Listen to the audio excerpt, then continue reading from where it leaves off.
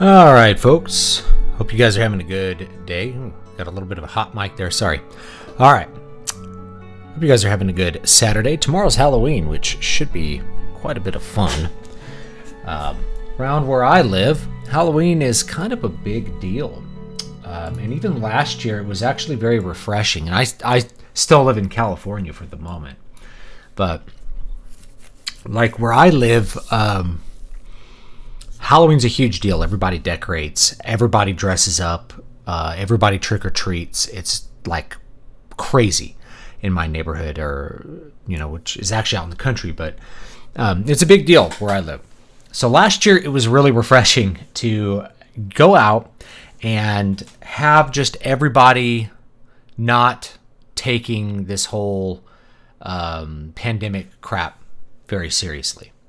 No one really got sick from the event. Nothing bad happened. Some people were more cautious. There were people like throwing candy down tubes. They still decorated their house a lot. They wanted people to come by, but they didn't want to get close to people. And then there was a couple of the weirdos in the neighborhood that put up big signs like, don't come near us. We're quarantining. It's like, it really is it's a weird thing that exists right now in America, where we basically have two countries living in the same space. That's the best way I can put it, is there's two different realities that are kind of overlapping, people experiencing two different kinds of realities. And really it's kind of like two people sharing the physical space of a country, but not being part of the same country at all. It's really weird. But I'm looking forward to that again this year, tomorrow, having more trick-or-treating fun. Now, before we dig into the game, before we do Final Fantasy VI, which I'm actually running right now in the background, this auto loop thing that people told me to do, I did it for I didn't want to, grind up to like level 99 or something where the game becomes trivial at that point. But I want to try it out and see if it works, and I'll show you guys how I set it up. I lost like an hour of doing that because I reset my audio driver to get my microphone and everything working. It's a lot of times because of USB errors in my computer. And I think because I spilled a BCAA drink into my USB port, so that's a whole nother story. But because of that, I get some USB errors, and I have to kind of like restart my interface, and that made RetroArch crash. So I lost that work. It's okay. That tends to make the movie a little bit, or tends to make the game a little bit cheese mode. Do you get anything from YouTube ads? Yes, I get hundreds of dollars a month from YouTube ads. Sometimes more than $1,000. Just kind of depends on the month. So yes, I get a lot from YouTube ads. So YouTube ads are like the main way that I make money on YouTube. And they're usually pretty good form of revenue. But you have to keep in mind that most of those ads are coming from videos that you guys probably don't watch. And if you were to look at like my videos by popularity, a lot of them might be videos that you've never seen because they're just targeted in a different place in the algorithm. So like I still get thousands and thousands of views every month on like certain classical guitar videos that are very highly targeted to what people are searching for on YouTube, like regarding buying guitars and things like that. Or like very specific gaming videos, like how to do this in Oblivion or how to do that in this game. So a lot of those videos have like hundreds and thousands of views, maybe a million views or something. I don't know if any of them have a million views, but a lot of them have a lot of views. And so that's really where the revenue tends to come from. It's from these evergreen pieces of content that I made years ago in some cases that just continue to make $5, $10, $15 a month, month after month, year after year. Before you know it, you realize that you've gotten paid for that, 20 minutes that I made a guitar video. I've gotten paid like $3,000, right? It adds up. Anyway, here's my little, I guess, I don't even know what to call this. I guess it's political. It shouldn't be political, but it's going to be perceived as being political. So there's these right-wing pundits. I don't know what else to put them on there. Grifters, I don't know. I'm trying to remember who was doing this on Twitter. He got like ratioed into the ground. He's like, I'm going to kick my kids out of the house at 18, because they need to learn how to be independent or something like that. People were just like, you're evil for doing that. Here's the thing about it. So before I dig into the specifics, there's a bunch of right-wing pundits that will, and this happens on the left as well, but just in a different direction. So the right-wing pundits will think of something that they think their audience will like affirm and feel like they're always searching for statements. They're searching for things to say that their audience already agrees with.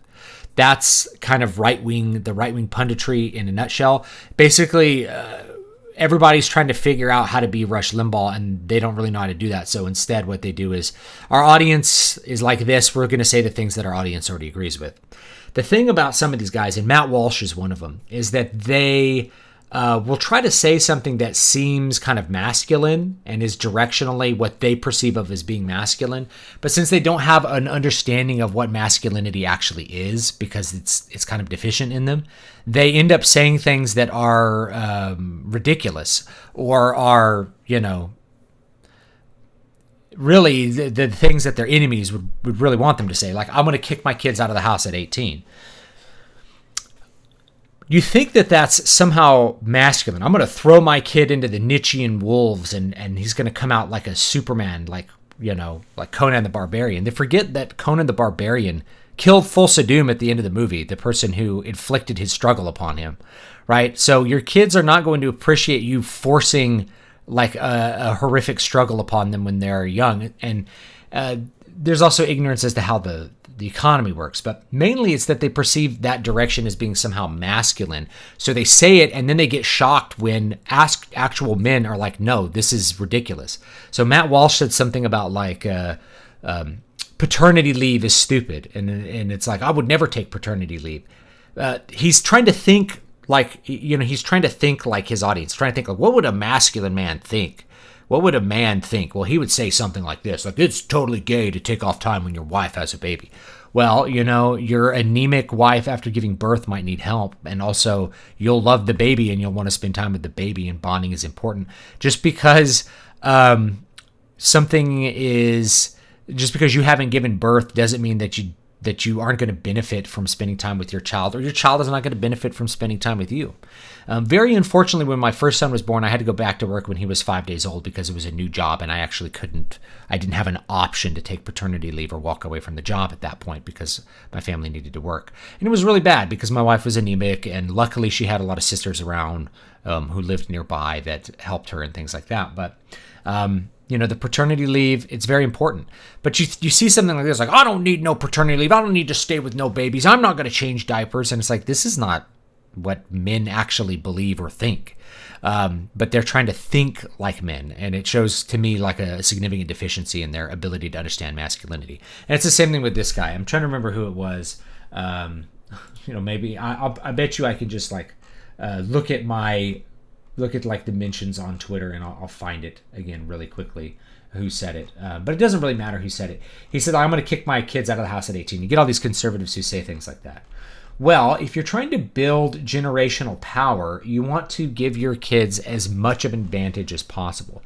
The idea that forcing struggle upon them will somehow make them better might be true on some level, but for every person that you force that struggle on because of survivors bias, there's someone else who just ends up like stoned in the gutter doing nothing because they had zero support. And likewise, saying something like that shows a significant ignorance of the actual economic realities of right now, which is like, if you kick your kid out of the house at 18, okay, where are you kicking him out to? Well, he's going to go find a job and rent his own apartment. Well, if you're in a major metropolitan area, he's going to be paying all of his money to rent and sharing it with lots of other people who may not have the same values as you, things like that. Think about what an advantage you would give him if he were able to educate himself without having to pay room and board, or were able to start a business without having to pay secondary rent, having to pay a rent on your business and on your apartment, things like that. Think about all the advantages you can give to your kids. What did elites do throughout time? They didn't kick their kids out. Pepin the Short did not say, you know what, Charlemagne, you're 18 years old. Get the hell out of my castle. No, he supported his son until he died, basically, and then his son was able to take that inheritance and conquer most of Europe. using his own skills and things like that. Oh, think about how much better Charlemagne would have been off if Pepin the Short had literally taken away all access and all resources and everything from him and just cast him to the wolves at 18. Think about how much more he would have conquered. He would have conquered nothing because he would have had no resources to do so. So even if somehow you're going to improve the character of your kid by kicking him out at 18, it's better to be, if you care about having them be as powerful as they can be, it's better to have them in a powerful position and be, mentally weaker than have them be mentally strong and be completely broke with no way to do anything, because that's the economic reality that we live in now. Likewise, he says 18 because that's when his legal obligations according to the law of the state actually end towards his children. Not sooner, not later. He doesn't say 19 when he thinks kids are actually mature. So built into the argument is simply the recognition that he doesn't actually believe kids are mature at 18 or not, or that's a special number. It's simply the legal age of majority. And so at the legal age of majority, when my obligations towards him end, then I will end my obligations and throw him to the wolves, and that will be better for him. Again, he's trying to think masculine like Conan, not realizing that Conan would have rather stayed and learned from his father and mother and grown to be a warrior with his tribe, not have them all be murdered. And I'm thinking of the movie Conan the Barbarian. Not have them all be murdered and have him spend 10 years on the Wheel of Pain and end up being a gladiator and slave and have to endure a struggle for no reason. The reason he sought revenge is because it mattered to him that his parents were killed. He didn't go, thank you, Thulsa-Doom. Thulsa-Doom said, I am the wellspring from which you flow.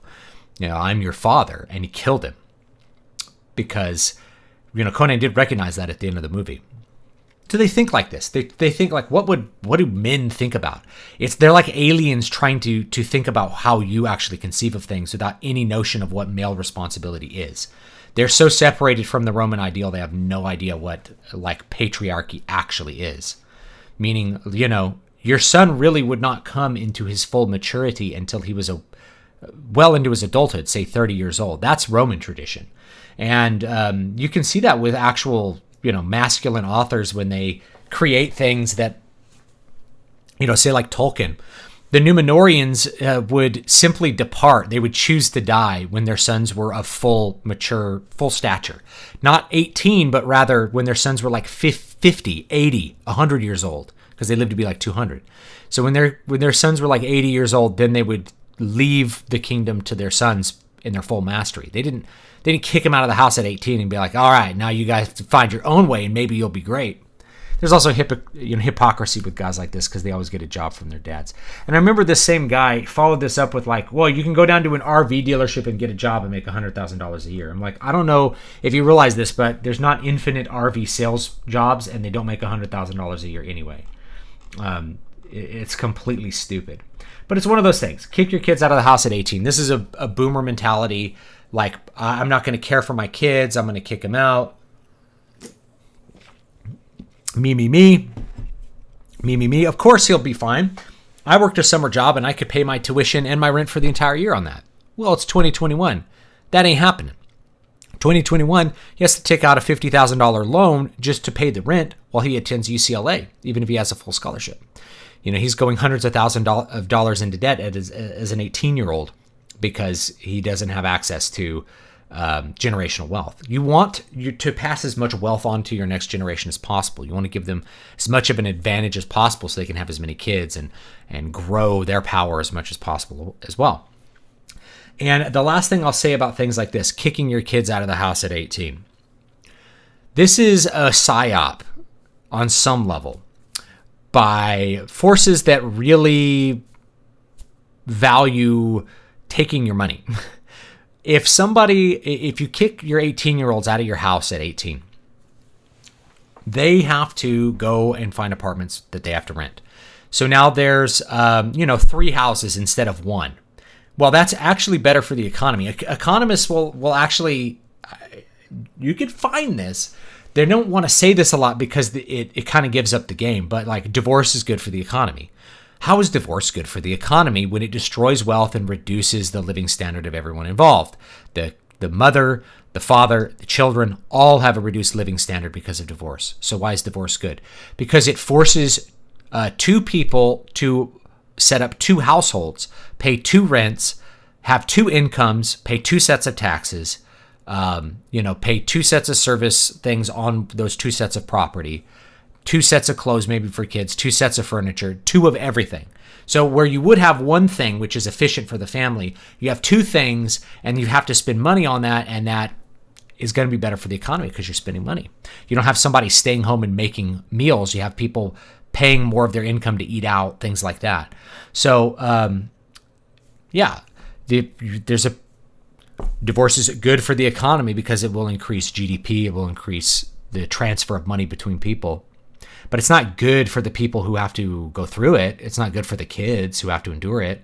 Likewise, kicking kids out of the house when at the exact moment they reach the age of majority may be good for the economy because it forces them to buy extra housing. They have to pay for extra housing, so there's more money transfer. They have to work when they would maybe stay home and work less and focus on education or something. So they have to work more, which is better for the economy.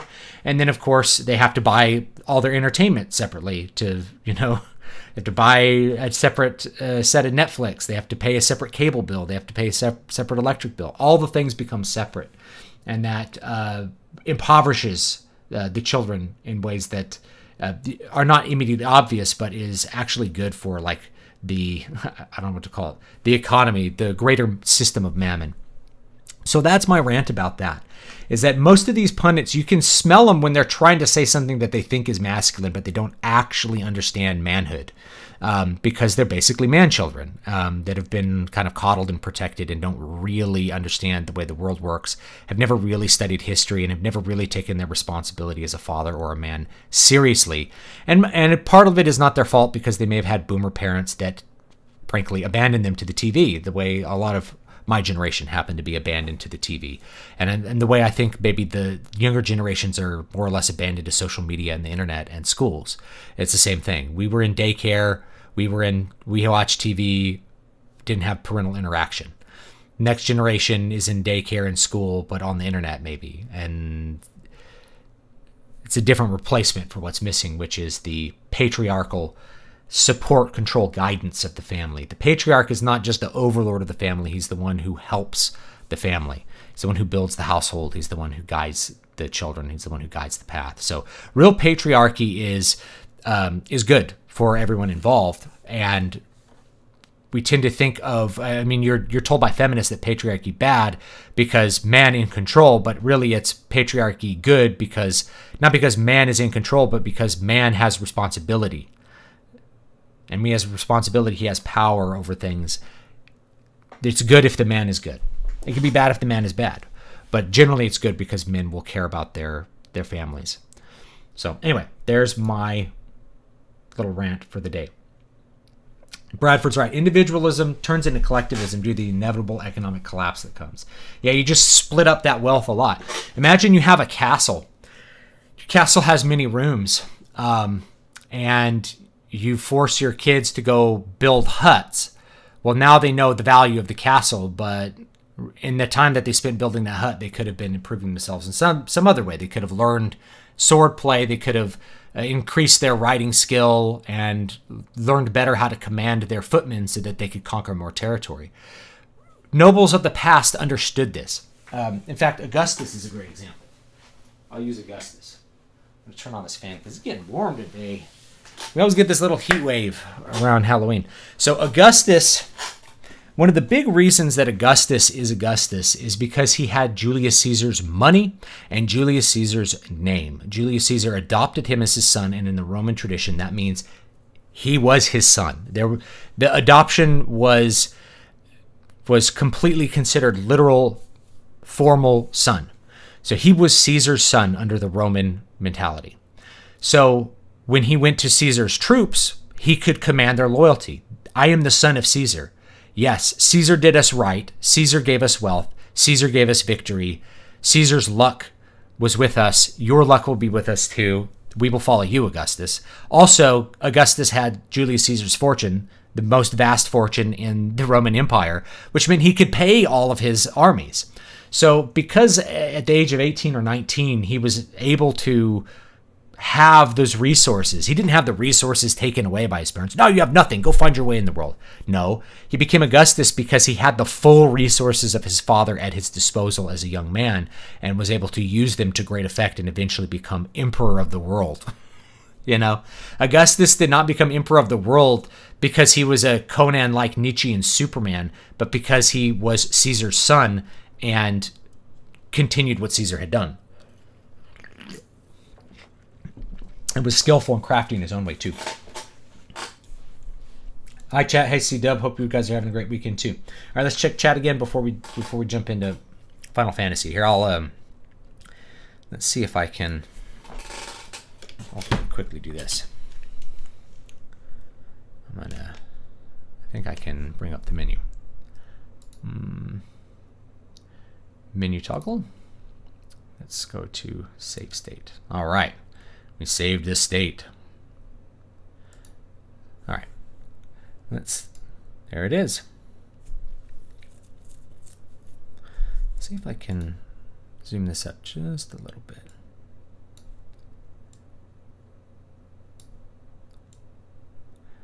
There we go. All right. Oh, I have the sound turned off. Let's turn it up. So I was doing this little loop. You can just hold down the A button. So I just put a book. On it. Needle Ash, the complete edition, now available in hardback at Amazon.com by me. So put that on the A button, and then it just rocked and rolled and leveled me up a little bit here. Love this music. My conservative parents letting me live in and work from their home until I pay off all my student debt. That's good. What does that do? That gives your kids an advantage. Puts them further along in the path. The idea of building generational wealth is that you hopefully leave your children in a better position than you were in. And if you happen to get very lucky and get lots of wealth, you know, who better to have the wealth than your children, your own offspring, who you love more than anything. So, you know, if I were a billionaire, it's like, would I give away my wealth? Well, I would certainly give to charity because I have that ability and opportunity to give to the church and give to other charities that I feel will do good work in the world on my behalf with the money that I've earned. And I do that now, but, you know, it's if you're very rich, it's an even bigger opportunity to do that. But of course you want to put your children in a position where they'll have great economic advantage. And the elites do this. So the conservative idea of throwing your kids to the wolves at 18 is the opposite of what will actually make you powerful over the long run. It diminishes your power and destroys it. Jesse Kelly, that's the guy. And in the meantime, Jesse Kelly has no idea like what a man actually is. Like, it's quite clear to me. And he also tried to ridicule someone by saying everybody quote tweeting me was like a 40-year-old waiter. Is what he used. I think is what he said. It's like 40-year-old waiters that are mad at me. And it just, people will reveal to you what they actually think, which is that the people who serve his food, he views as inhuman.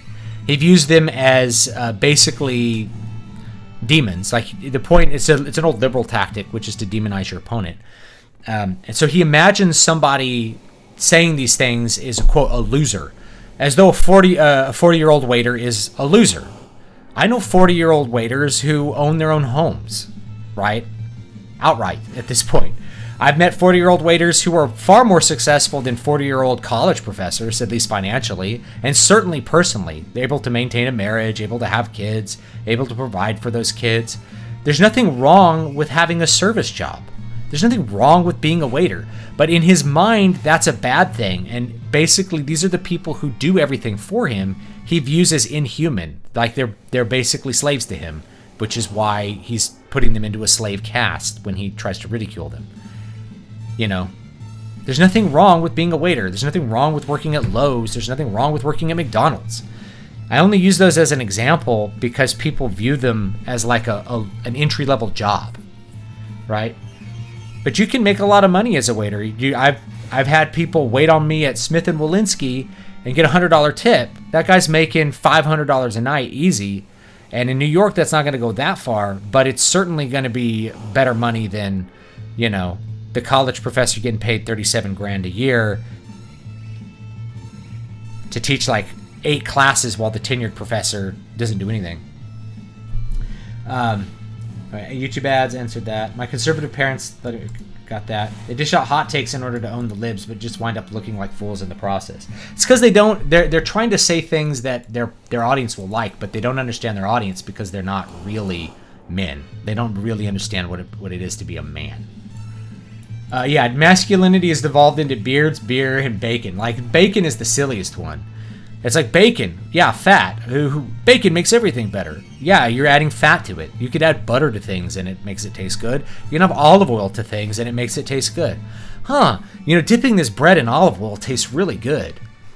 Oh, you don't think of it as masculine because it's not cut up from a pig. It's grown on a tree, but,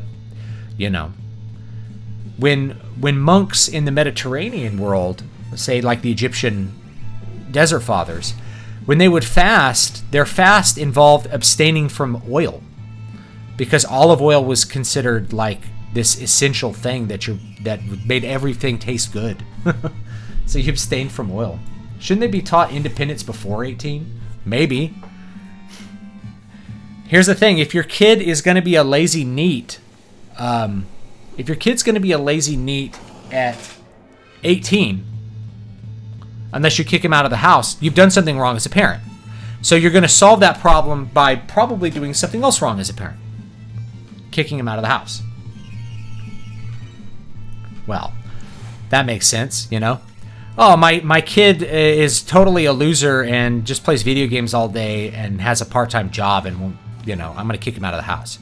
Well, why didn't you instill in him the value to pursue something more than that? Seems like a parenting fail. And so you're going to correct that failure by removing what support he has and making him continue to work a service job but just have no money and no time and be more miserable. It'd be better to try to go back in time, So in other words, don't mess up on the first go-around and teach your kids to pursue something bigger goals. Jesse Kelly, why my kids became drug-addicted raiders. There's actual masculinity in learning how to wield a weapon, but posing with guns is cringe past a certain... how much gun content do I have on my channel? Virtually none. This office is messy, but... Right? Most people are like, what am I going to buy for my first gun? I don't know. I got a lot of choices. Those are only 2 of them. But I don't pose with that stuff because it's stupid, right? Again, it's a faux masculinity. Like, that stuff doesn't matter. What matters is how you're going to use it.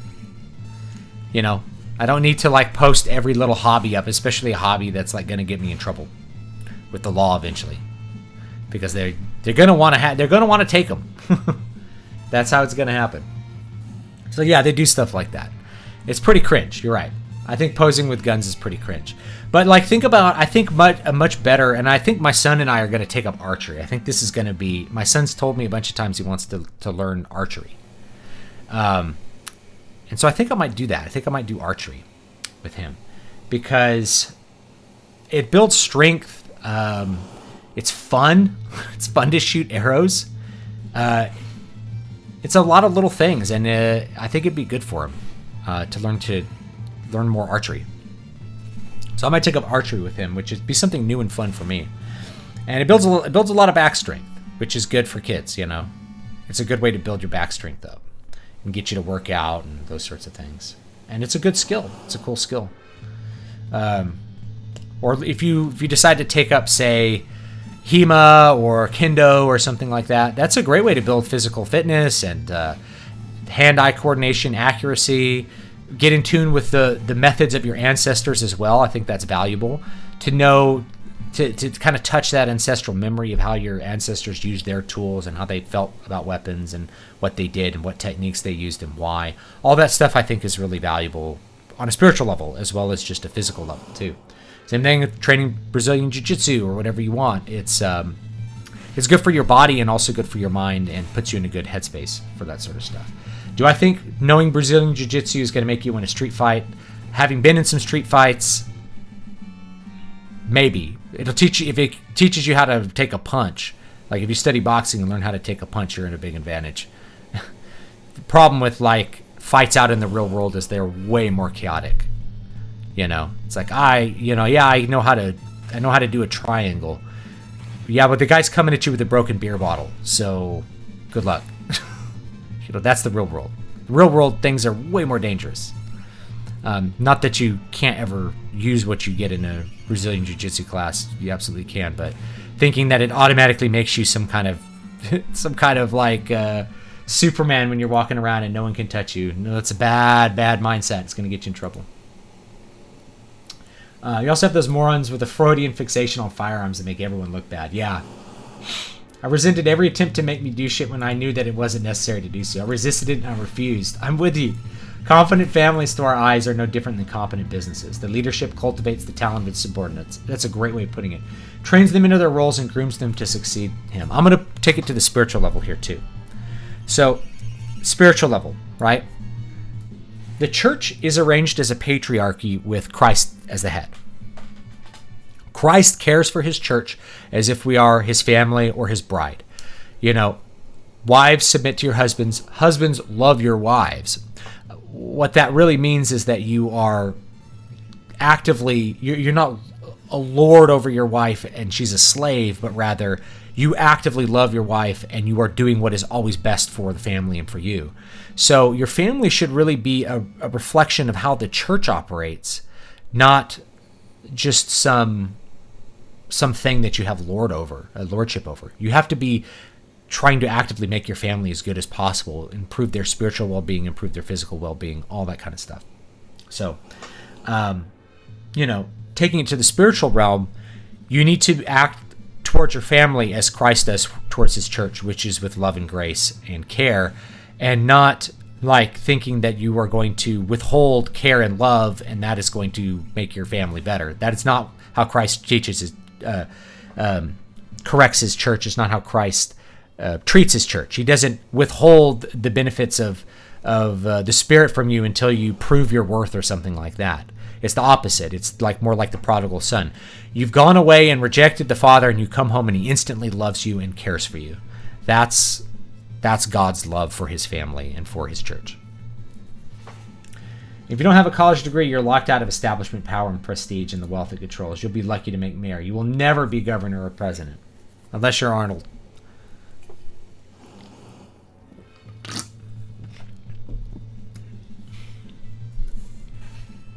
I lucked out with my renting situation in the past decade, luckily. A lot of places charge first-rate rent for third-rate housing. Absolutely. You know, my first apartment, I think I paid $330 a month for it. You're not going to find that today. You're not going to find a situation where someone can walk out and, $330 was like not a lot of work for me. Like I made $300 just at one gig. I would make $300. So it was really easy to make rent and have a lot of extra money left over. But that economic situation is much rarer now. It's going to be pretty rare that your kid is going to be able to just go hop into an apartment across the street from where he works for $300 a month. It's more like he's going to pay $1,000 a month and have roommates and get paid virtually nothing at his job. Did you ever look up Edward Hopper's paintings? No, I didn't. I'm sorry. Yeah, most guys will just last that off and earn just enough to pay for frozen pizza and Xbox Live subscription. Absolutely. I kind of envy the people who can just deliver pizzas and go home and play Xbox. It's a life of leisure, you know. People will embrace that leisure if they feel like there's not an opportunity to gain power. No longer having a generational artisanship is another way wealth has been eradicated. People are thrown into basically random occupations that they hate. That's true. You know, it used to be that if you were a musician, your kids would be musicians.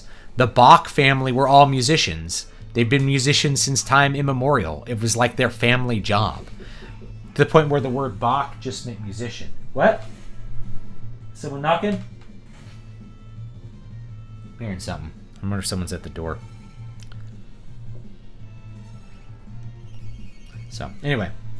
Jesse Kelly knows that he outranks richer but lower status people, and he revels in it. It's a status that lets him influence men with real power, something the low status but moneyed men can't do. Wants to be masculine, engages in effete snark on Twitter. That's pretty much it. It's very effeminate, actually, to do that. It's very effeminate. Effeminate is not feminine. Femininity is different. Effeminacy is like the opposite of masculinity. It's not being feminine. Femininity has its own vectors that are different from masculinity. It's not opposite. It's just different. So being effeminate is, you have to think about it as being like the inverse of what would be manly honor, is an effeminate person. They're dramatic, they're overly emotional. Women are not overly emotional because they happen to be emotional, or they happen to have emotions or express them outwardly. An effeminate man is overly emotional. He rages, right? And gets angry at things. And he tries to assert his status in very underhanded ways rather than being forthright. So an effeminate man, rather than being honest and forthright, is the opposite. He's snarky and underhanded. He's the gamma of the situation. He resents other people, whereas a real man doesn't resent other people so much as understands why people are where they are. Even his enemies, he may not resent. He may respect them a lot. Supposedly Julius Caesar cried when he got the head of Pompey because the people who killed him thought that they would get a reward. He had them executed because he had so much respect and care for his enemy that to see him just die with such a disgraceful way was like an offense to him. Whereas a more effeminate man would have reveled in the fact that he was killed in a disgraceful, horrible way and said like, "Ah, he got his comeuppance." Ha ha. That's the difference. Unwillingly related to some people who treat serving staff as if the emperor was gracing slaves with their presence. Try to limit interaction with them nowadays. Thanks, Koof. Aren't pox doing the majority of serving jobs? There's an immense irony to all this. Yeah, that's true. This may seem... I missed that. This may seem random, but thoughts on Batman? I haven't really cared about Batman in a long time. I did a video on like this Batman where they were going to marry Catwoman. Of course they didn't do it. It's because they can't resolve Batman. Batman can never ride into the sunset. He can never have a happy marriage. He has to punch the clown forever. Batman's a character that should have been sunsetted literally decades ago. But he continues on. He should have been sunsetted after the whole Dark Knight thing in the 80s. And, but because he has movies, you have to keep making comics to try to sell what little value you have there. And yeah, he's basically the Shadow. Razor will point that out in better terms. He's basically the Shadow in a cape instead of a coat, Anyway, yeah, I don't really pay attention to any superheroes anymore. Batman is a classic character. I think he's a good classic character. He's a detective with gadgets. I think that's kind of fun, but we need to move past that. I'm looking at apartments around the $1,100 to $1,300 range. Currently pay $780. Keep thinking that it's a bad idea to pay that much for rent, but I want something nicer and bigger. It just depends what your goals are and how much extra income you have. I paid $2,200 a month in rent when I lived in LA, and now it would probably be more like $3,500 for the same place. That was like almost 10 years ago.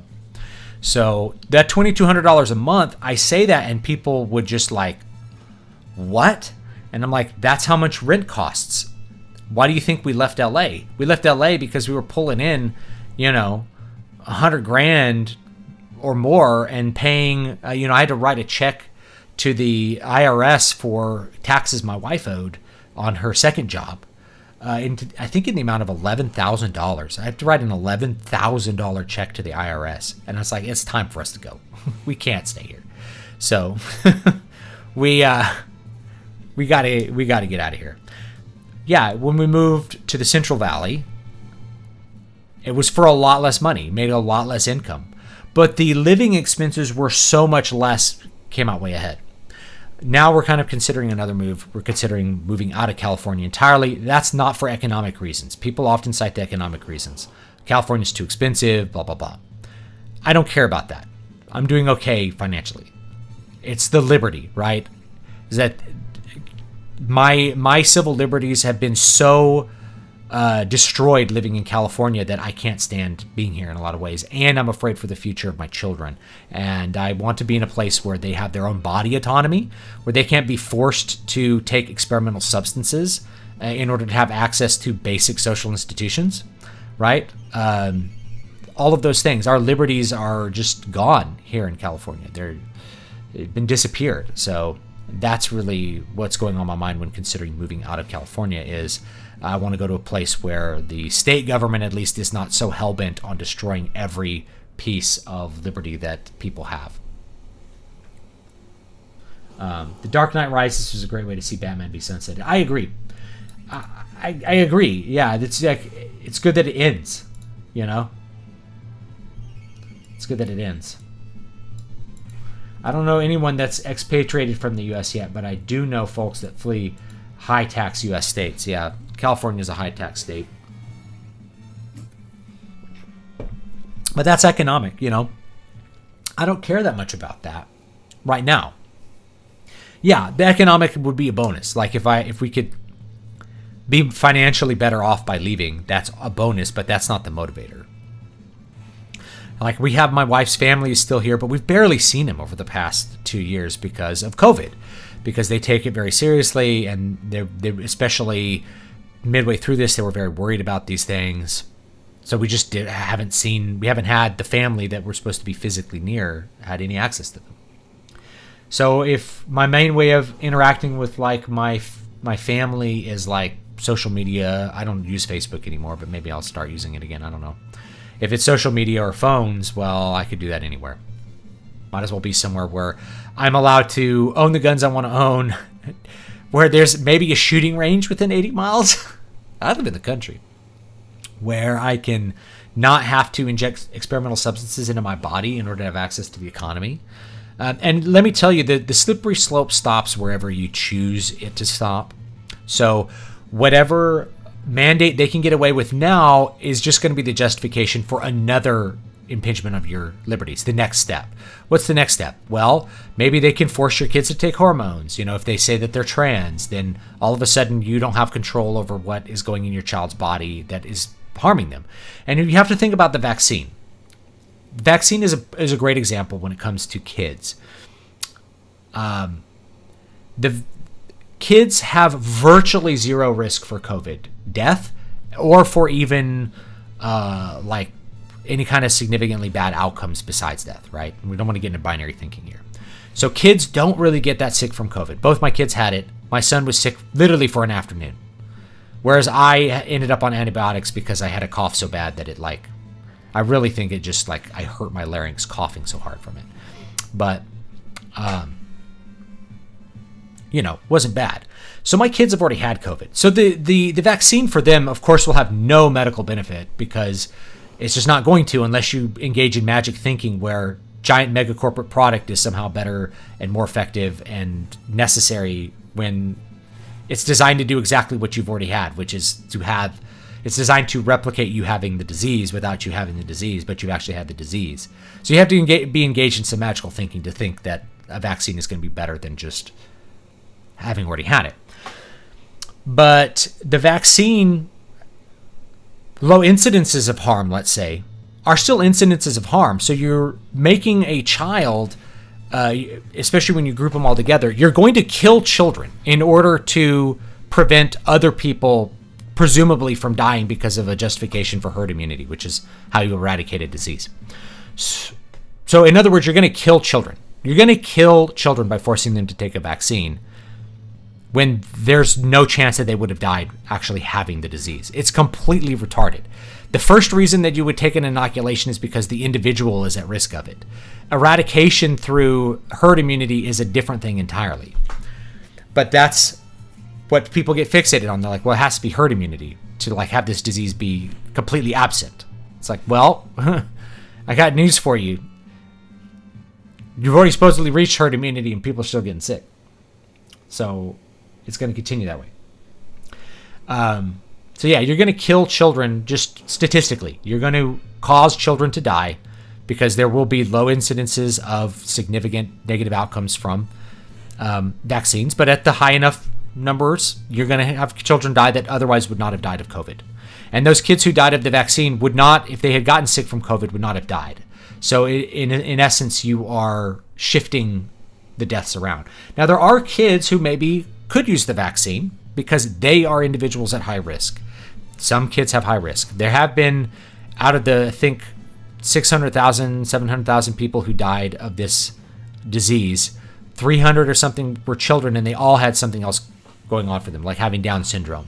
So if you have, say, Down syndrome, which affects the heart and things like that, it affects every system of your body, then yeah, you're at a higher risk of complications from a significant disease like that.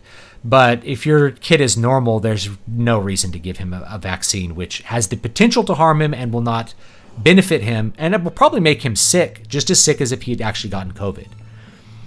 You know, my mom actually got a booster, I think, yesterday.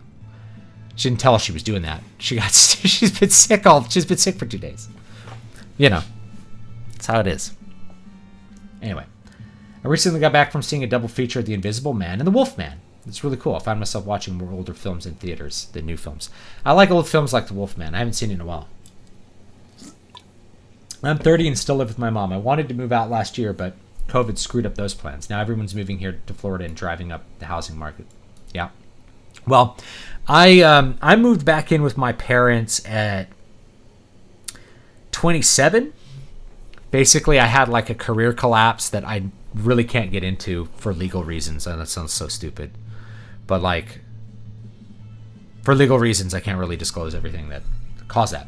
But like, okay, I'm going to save some money and buy a house. That was the goal.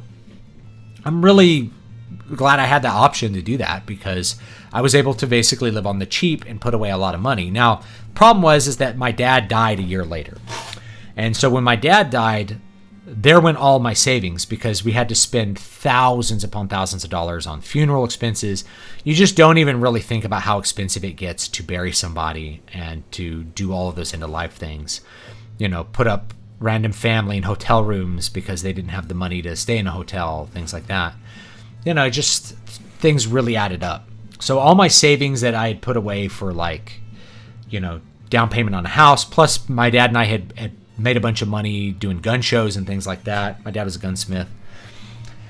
Most of that money just kind of evaporated after that. And then I moved to Vegas a little bit after that. So I stayed with my mom for a while because this was a major event. My dad did not die of some slow disease. He went to work one day and didn't come home. He was killed on the job. So this is major disruptive. I stayed with my mom. You know, at that point I could have left, but you know, it's more important to take care of my mom.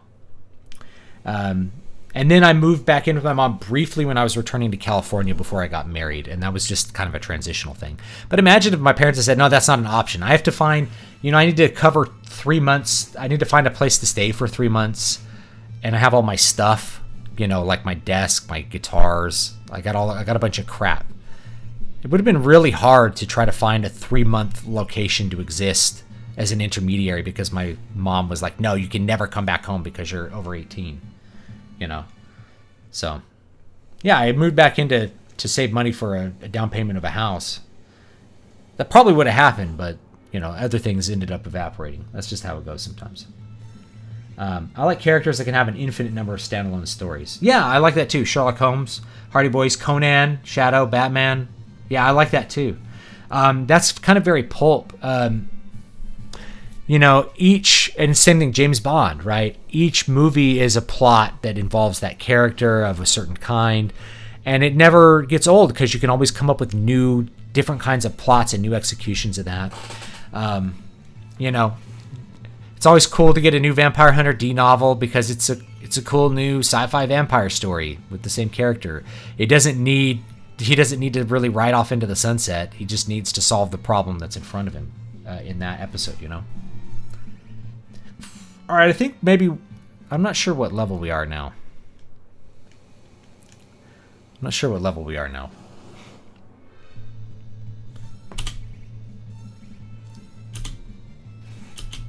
All right, I can click this. I think we can go super speed here. It doesn't go much faster on SNES, though. It goes like 2% faster or something.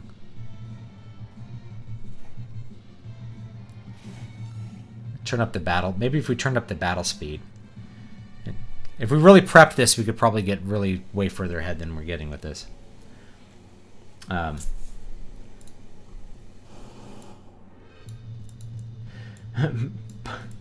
Been sick for 100 years. The elderly are vampires on the young in the West. They have no say in the programs erected and debt inherited. Well, see, if you care about your family, then you're going to care about your elders because they've provided you value. And you love them for that, but also, you love them for their own sake because they're your blood. Throw your kids to the wolves at 18, you're probably going to die alone. If you don't just like straight up end up with a pillow on your face. Yeah, we're grinding a little bit while I just do chat. This was like a little loop that the chat told me about last week, and I didn't really get around to doing it. I did know that Tolkien read Dune, and he didn't really like it. Yeah. And I can see why. I think Dune's really interesting, though. I don't need to like the same things as the writers that I like as well. Oh, I was going to use Tolkien as an example of passive voice. People have this idea that passive voice is bad. Passive voice is not bad. Passive voice is not to be avoided. Passive voice is good. Tolkien uses it all the time. And chances are, if a really good writer uses passive voice, then it's okay for you to use it. The question is, what do you want to use it for? And the answer is to emphasize the object, not the actor. So you want to emphasize something that's happening, not who is doing it or who's seeing it. So, loud horn blasts could be heard. Well, who heard them? Everyone in the scene heard them. We don't need to emphasize who heard them. We need to emphasize that the horn blast happened. More food was brought out. By who? By the waiters. Who else would bring out more food? The waiters brought out more food. Why do you say the waiters? Because then you start thinking about the waiter rather than the food. The emphasis is on the food. So yes, use passive voice. Know how you're using it and why you're using it, though, and you will use it correctly. Do you think that Dune is as nihilistic as Game of Thrones? No. No, especially as you get to the later books. Not at all. I don't think it's nihilistic at all.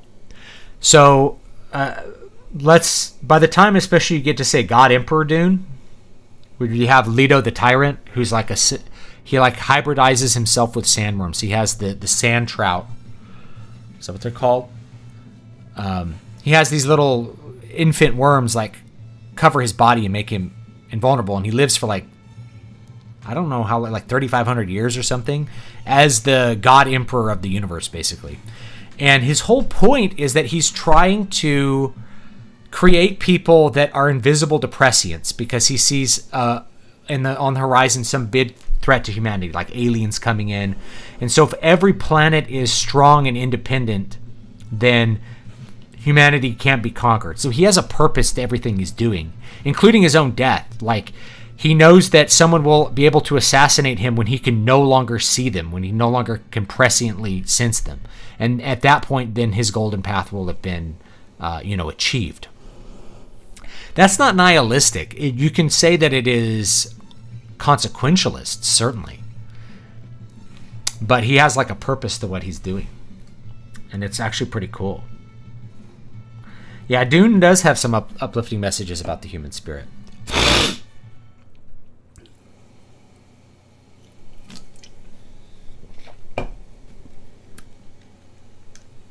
So, yeah.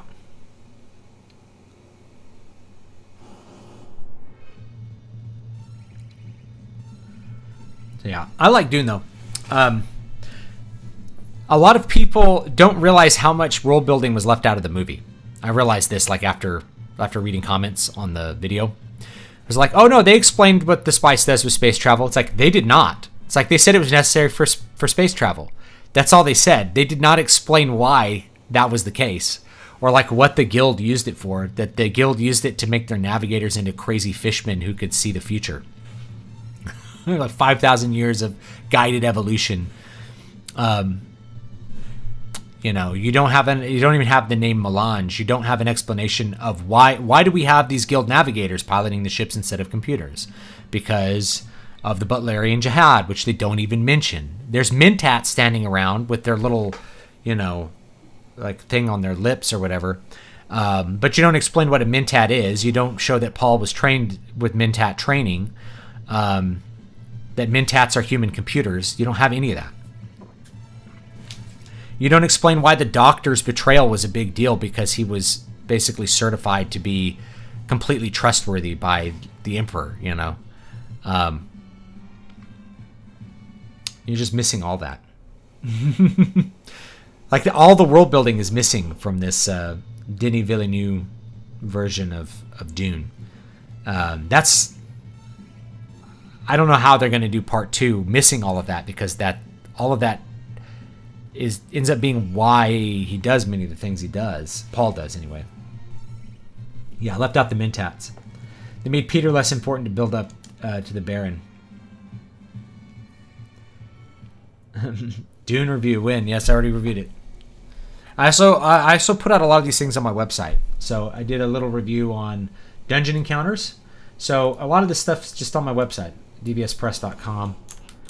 You'll find lists of books and things like that too. I've been doing just a lot of like pre-scripted content lately because I haven't been wanting to be on camera. And also I'm just trying to improve that workflow and see if I can make it efficient to my ends. How long does it take me to write a 1,000-word article on something? Then how long does it take me to record that 1,000-word article into audio? And then how long does it take me to set that audio into some sort of video format that's acceptable for YouTube? And so I'm experimenting with that format because I want to figure out, you know, it's easy to say, oh, this takes too much time if I don't know what I'm doing. But if I get a handle on what I'm doing with that, will it end up being a good thing to do, or would it be better to do like more off-the-cuff videos that'll get the same amount of views? And so I'm just looking at some of those sorts of things.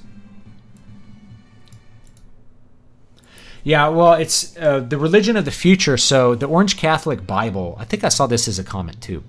Someone was like, the Orange Catholic Bible, they think it's like Paul's a Christian. No, the Orange Catholic Bible was a document created by,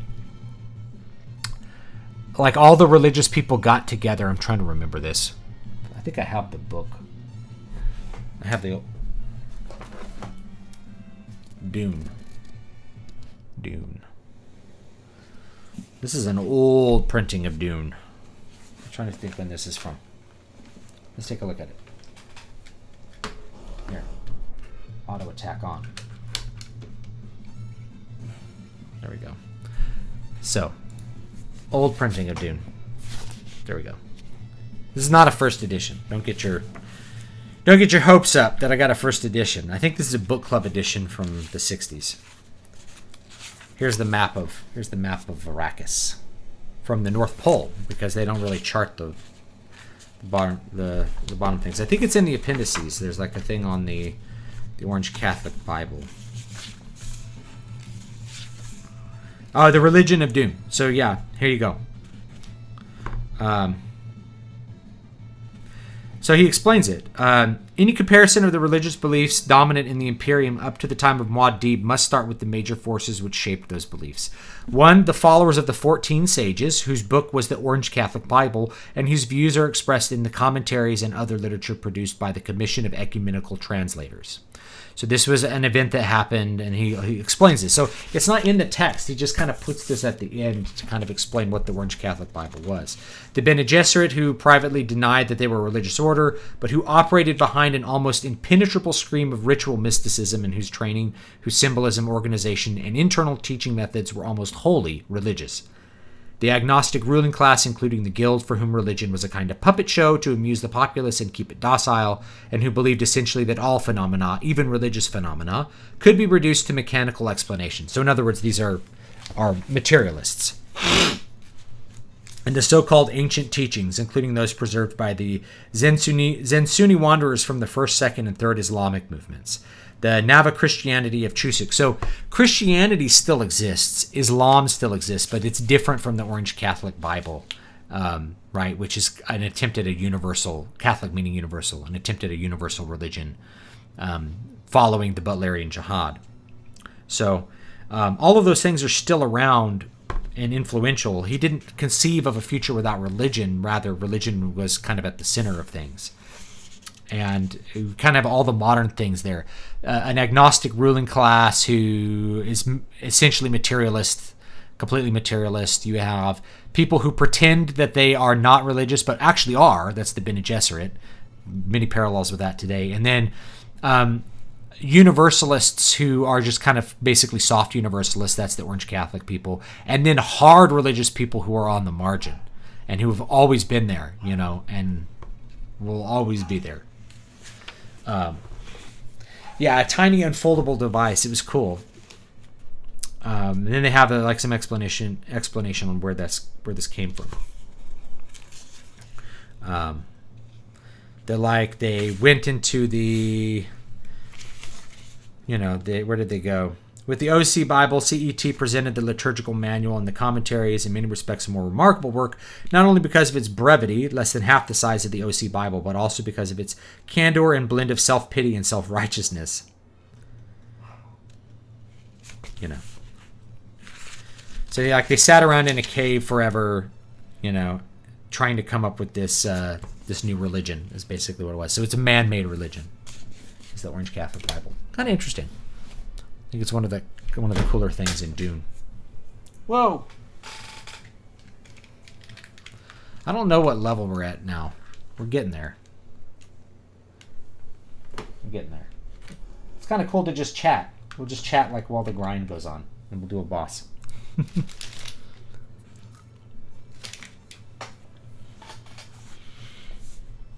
Yeah, you're missing a lot of stuff. It's just me, or did Peter even seem a little frustrated by the Baron in the David Lynch Dune movie? The plan, yeah. I think so. I like the David Lynch movie better in terms of an adaptation. You still don't have the weirding way. You still don't have that on. People have no idea. So that's still not in there.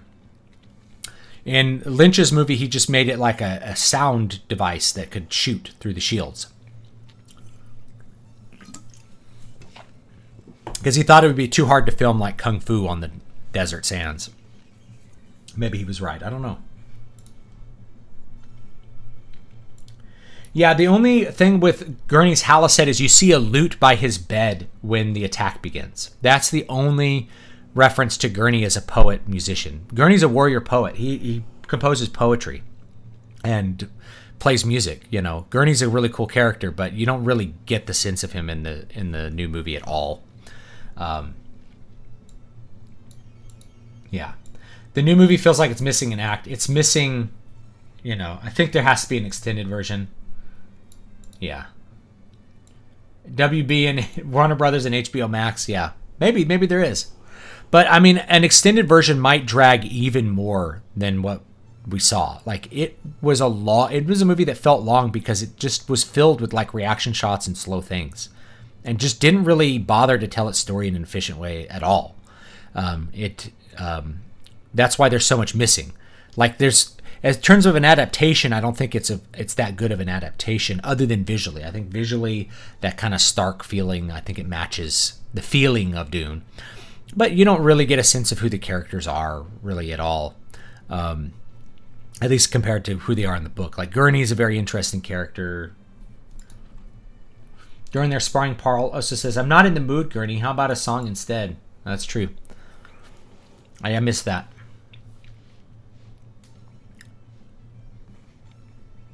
But you still don't see him doing it. In the David Lynch movie, he's playing Chapman's stick, which is a cool instrument.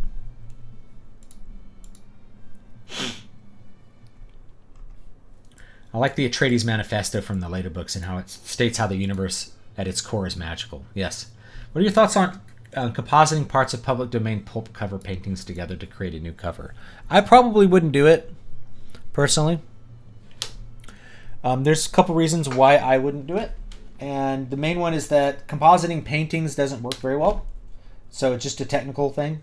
Compositing photos tends to look a little better. Compositing paintings, not so much. And the other thing is, frankly, painted covers don't sell well in most genres. So this is something that I try to get across to people who are not in the publishing business. Why don't you do more painted covers? Well, first of all, I'm cheap. and photo covers are way cheaper. Because I do write in genres where painted covers do well and are accepted. But if you're writing something like, say, a horror book, a painted cover will actually significantly hurt your sales because it will make your book look like it's put in the wrong place. You have to kind of be somewhere in the realm of what the cover design for that genre is. The cover exists to tell the reader what's in the book, and that includes the genre. So if you are showing visuals that are well outside the genre, then you're actually going to hurt your sales. Most art also is frankly not high enough quality to sell a book when it's drawn. This is not a dig against artists. It's just painted covers have to be extremely high quality to sell a book. They just do. They have to be basically on the same level as a photograph as far as their quality. Otherwise, they're going to look like an amateur show, or it's going to look like a kid's book, which is, unless if you're writing a kid's book, then that's fine. But if you're not writing a kid's book, you don't want that. So you're kind of left with compositing photos because it looks better and it sells better. Whereas compositing paintings probably won't look that good, more trouble than it's worth, and probably won't sell better just because it's a painting. Paintings will actually hurt your sales in most genres. So yes, even though The Shadow had lots of painted covers 80 years ago, the new Shadow novel did not have a painted cover, and we complained about it. Well, the reason was they knew what genre they were writing in, and they made a cover that was going to fit with that, with the greater audience. These things are kind of self-reinforcing, but that's why you do that. That's why you do that stuff. The director said he's not fond of releasing director's cuts and said in an interview he won't release a director's cut of Dune. Okay. Well, thank you, Jared. That solves that mystery. All right. Let's see if we can maybe fight the boss. I bet we've leveled up enough. I'll kill this pterodon and exocytes. All my characters are blind.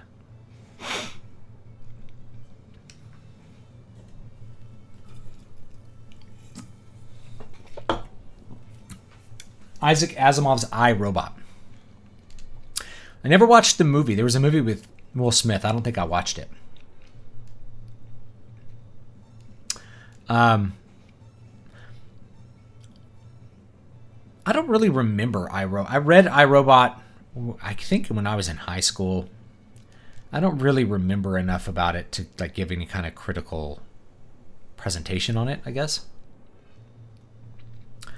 What I might say is that's probably because Isaac Asimov doesn't write really lovable characters. If you're talking about the ideas behind it, I mean, it makes sense. I don't think we're ever going to get to a place where AI will overthrow humanity because we don't know what intelligence is, and therefore creating artificial intelligence, we're going to fall into circularities.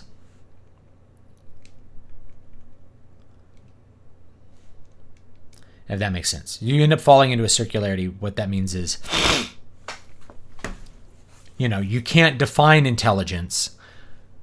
Therefore, whatever you define as intelligence is intelligence because you've defined it as such, but you have no starting point for intelligence. You just kind of fall into a circular reasoning. What people think of as AI now is simply complicated algorithms that actually are no longer functional. That's a thing too. They simply don't function anymore. What's the goal for your channel, considering YouTube has somewhat blacklisted you? Just keep doing what I'm doing. Try different things out. See what happens.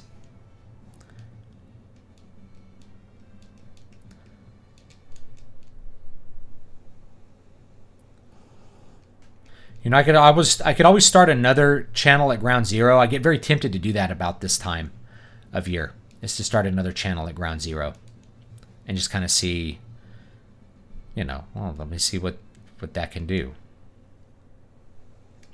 All right, we're going to go left, and we're going to go, this should take us to another save point,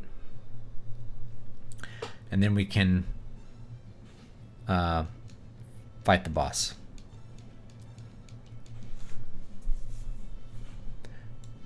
Bannon is caps locked because all the names are in all caps for default names.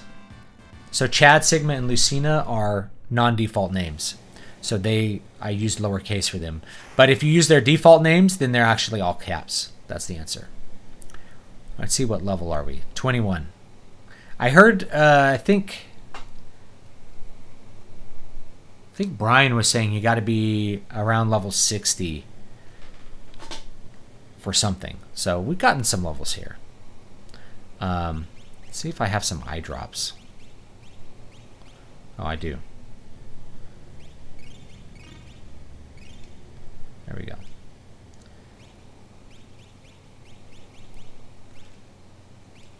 Let's go to skills.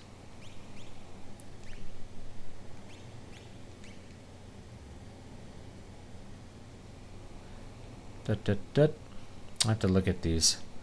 X, Y, down, up. Alright. Blitz. Fire attack slams enemies.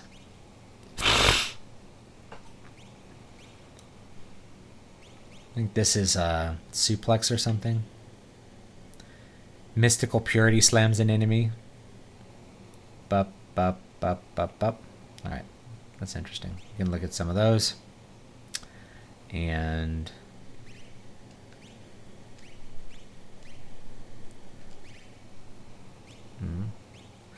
I think A is like a turbo button right now. Whatever. The demographic on YouTube is heavily overlapped with fans of niche culture like anime, so I think you're planning to continue anime niche media discussions. It should be pretty fruitful. Thank you. I appreciate that. I need to do more of that. Things have been really crazy this year. That's the best I can say. You know, we've had deaths and all kinds of upsetting of the equilibrium, and it's been really hard to get a lot of work done in a short amount of time. My time has been sucked up by a million things. I'm even remodeling the house right now, which we may end up selling. Trying to build a new office that's a little bit better for what I'm trying to do. But anyway, that's how we're at. Asimov novels are him stretching out an interesting concept and filling it with flat characters and dry dialogue. That's probably right. I mean, the ideas are good, and that's probably what makes it good. The movie was an adaptation of The Naked Sun. Yeah, I don't really remember. I remember, what was the other one? What's the big one he wrote? Foundation? Yes.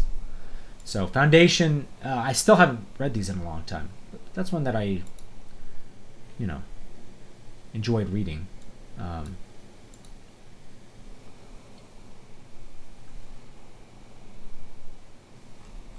I think those started as short stories too.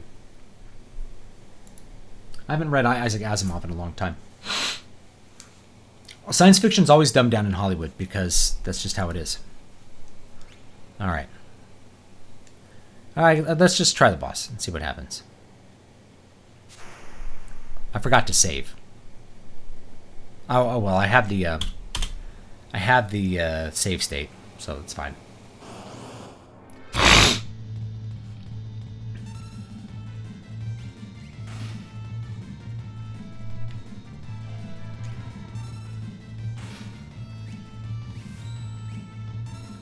Incorrect blitz input. Dang it. I'm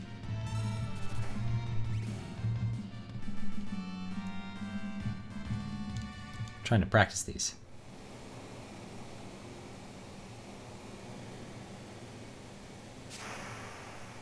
Down the waterfall we go. Oh, here's the octopus.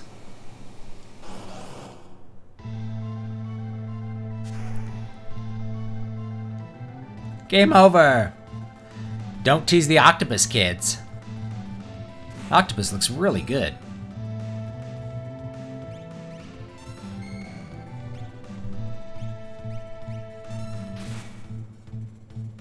Delicious morsel. Let me get my bib.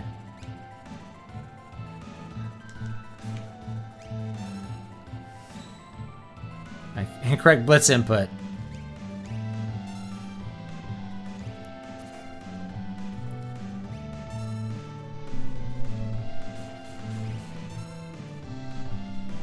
Let's try blitz again.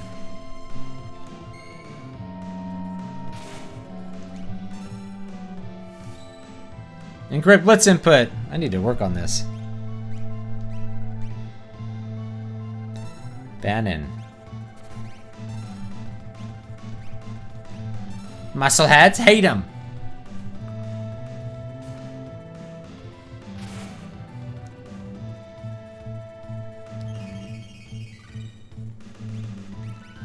And just fight.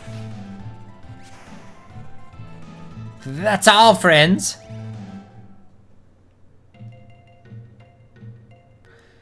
I guess we thrashed it. Don't bet on it. It's probably just hiding from us. Ew! Something stuck to my leg. Lucina, over here.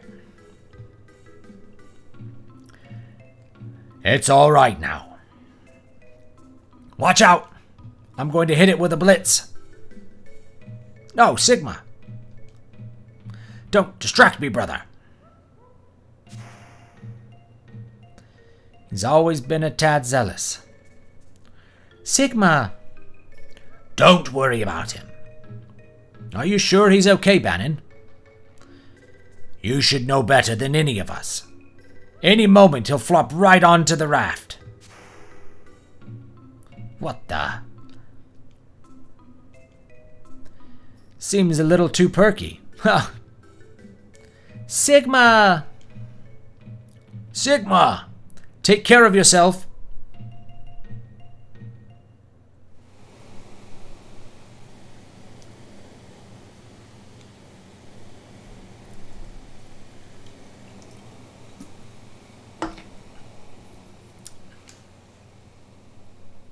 Chad and Lucina race toward Narsh while protecting Bannon. But what about Sigma, who was swallowed by the raging waters? And how is Key faring after having penetrated the Empire's defenses in South Figaro? It's all going according to plan? Choose a scenario, Kupo.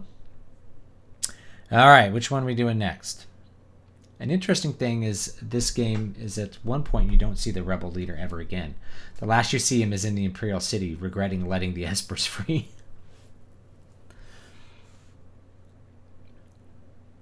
Alright. Let's see.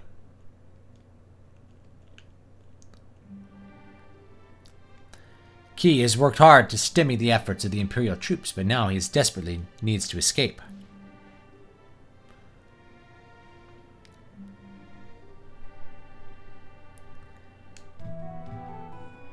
Alright.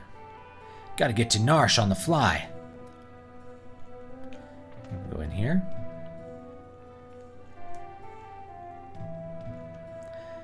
I'm sure there's a hidden passage under the rich man's house. Find the room that's drafty.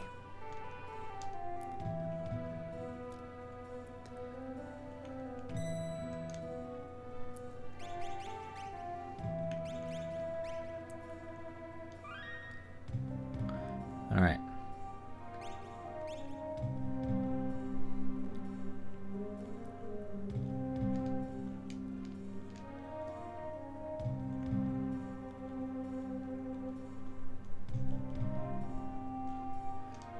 Maybe I can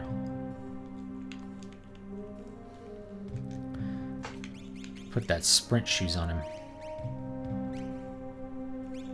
There we go. I'm just gonna make things a little quicker.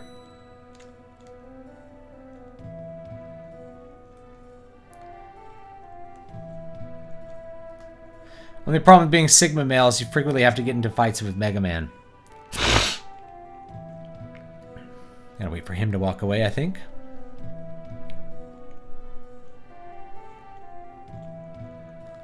Go that way.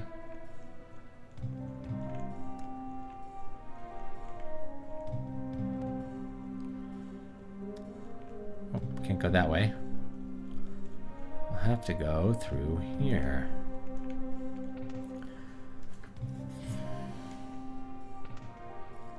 My nose is suddenly like super itchy today.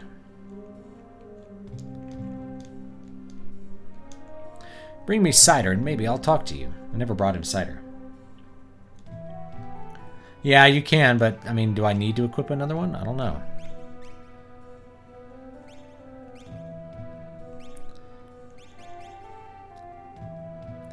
We can do the Genji glove. And then I think we can... there we go, yeah. We'll dual wield. Cool. Oh, I forgot they made a Foundation series. My grandfather was a servant for the richest man in town. Only people dressed as merchants may pass through. Okay.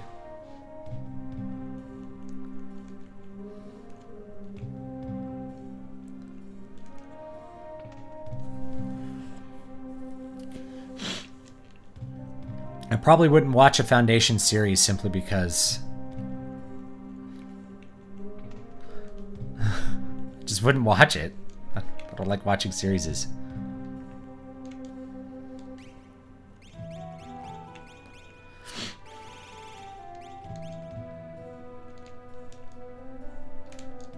You're that thief, Key, aren't you? Hey, call me a treasure hunter or I'll rip your lungs out.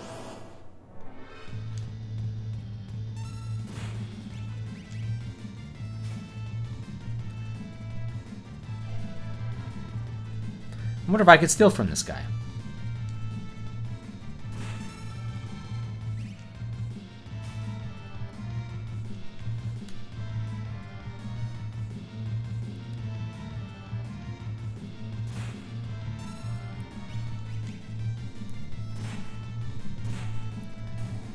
Well, that did it. Sorry.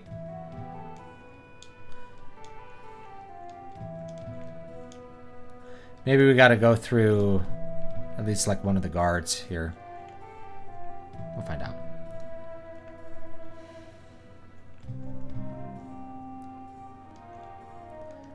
Scram, you blockhead. Alright, we can't go through him.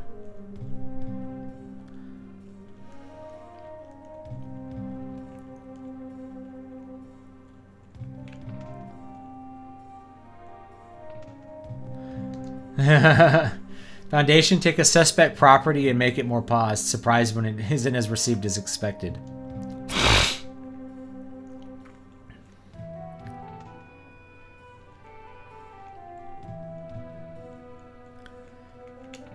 What time is it? Well, we're getting close to the end here.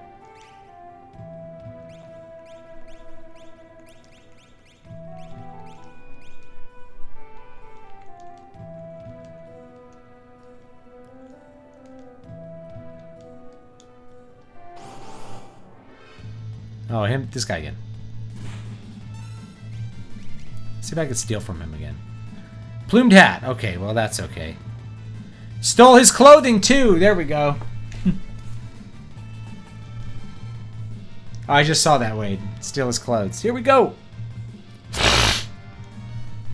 These are a little tight, but the price was right. Woo!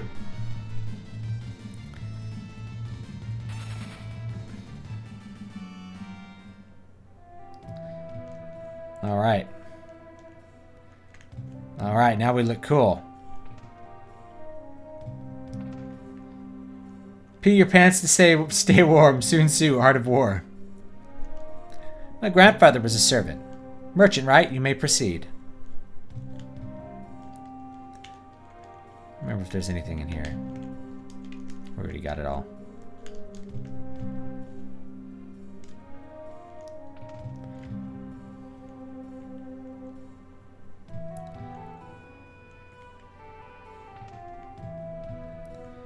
Arsenal.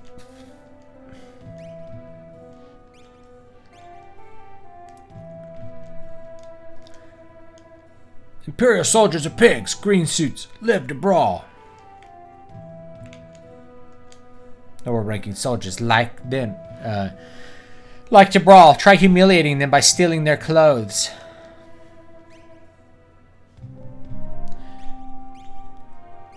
Do a mithril knife. Double mithril knife. I have a lot of gold, so I could probably just buy one.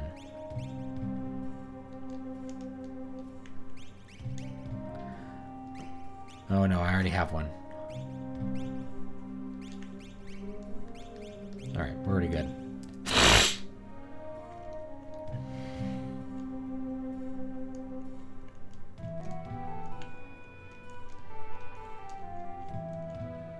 I'm not buying anything. I can't steal that. I'll go up this way, get around that guy. Go down this way. Scram, you blockhead. Now we get to steal this guy's clothes.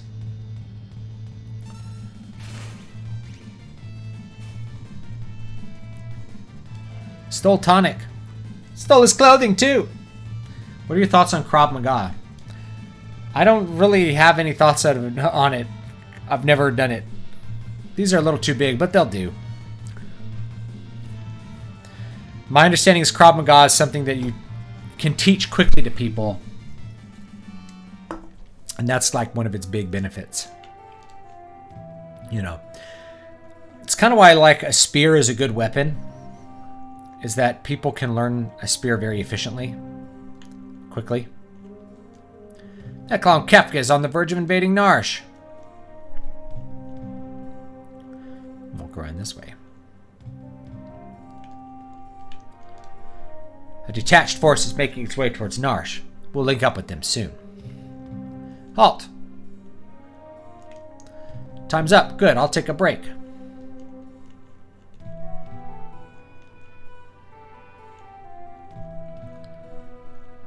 Alright.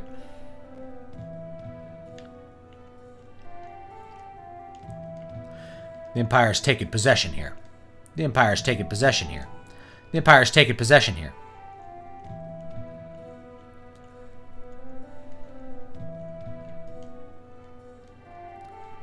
Halt.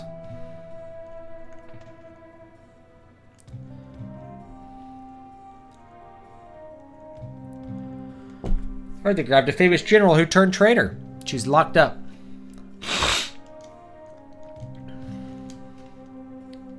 She's locked up somewhere in this town.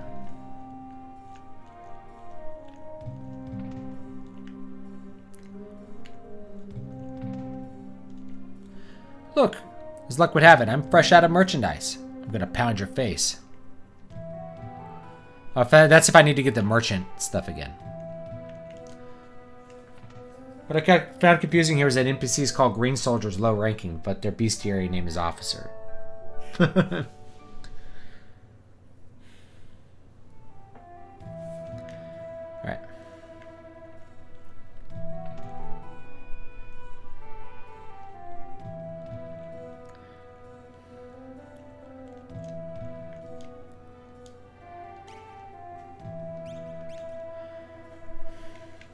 Another random question. If you played Fallout New Vegas, what do you think of which faction did you side with? Caesar's Legion. It's an okay game. It's not my favorite. People really like it, but I don't know. I think it's an okay. I think it's an okay game. Nowhere near my favorite even Fallout game.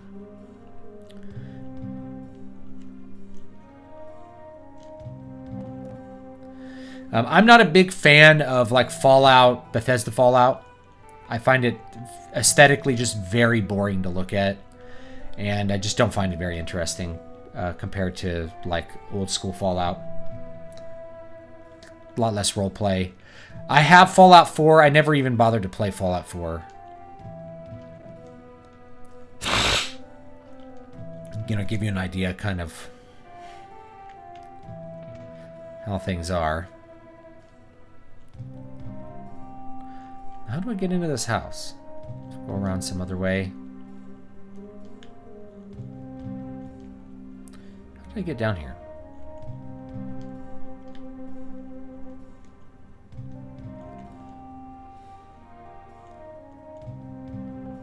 Oh, that's right. I went this way.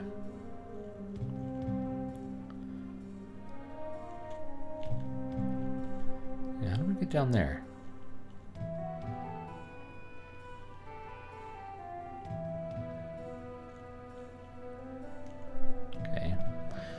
Sorry, I'm just trying to figure out this little puzzle here. Up.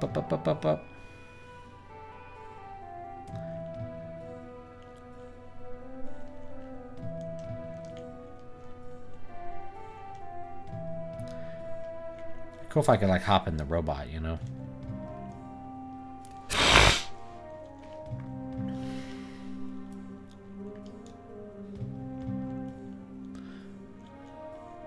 Maybe we need to get like the other merchant clothes or something.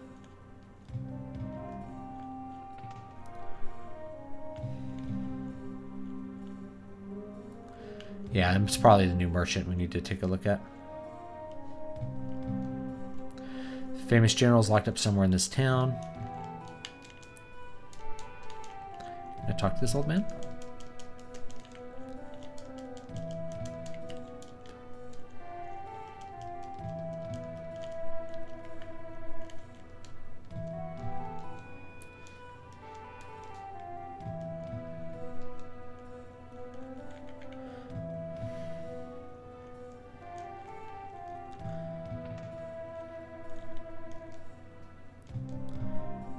You thief. Ah, the cider. And we can go give the cider to the old man. Here we go. This is a little tight, but the price was right. Woo woo! Birthday suit.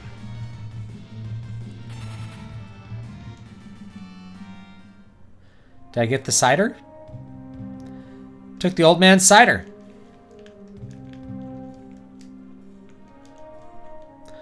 Alright, maybe we go give the cider to the old man.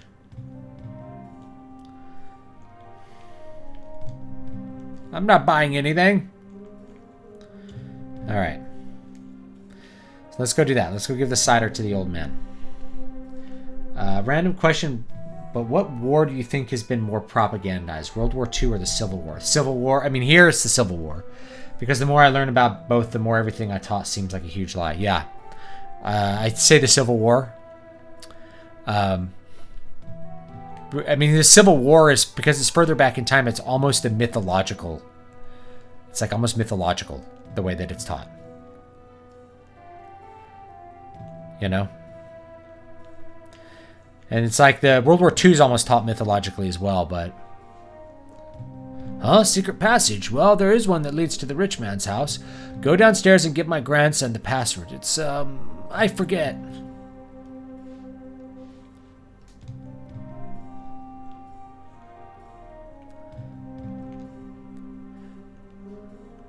The password is Rosebud, Courage, or Failure.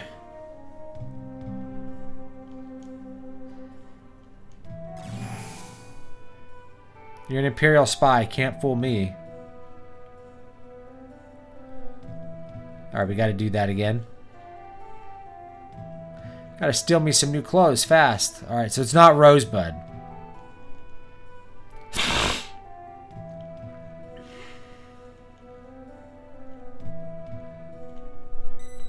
If you grow up in the South, you will forever be seen as lesser by the mainstream media in the US. Yes, it's a conquered territory. It's an empire. Which is why you can't leave it.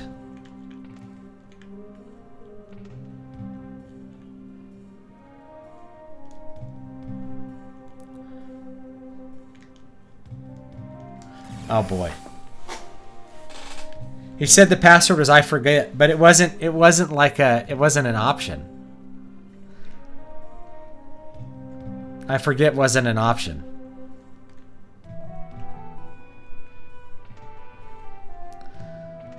So we'll try the middle one.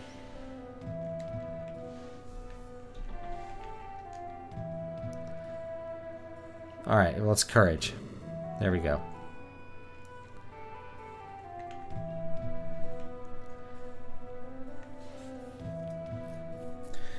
Growing up, I was taught that the Civil War was fought over complicated states' rights issues. Now slavery is the only acceptable answer.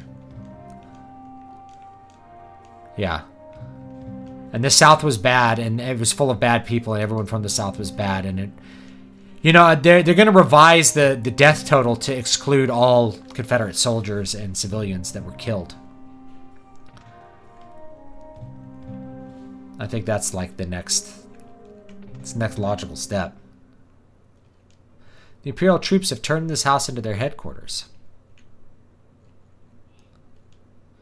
Thanks to our informer, this town fell instantly. Thanks to our informer, this town fell instantly.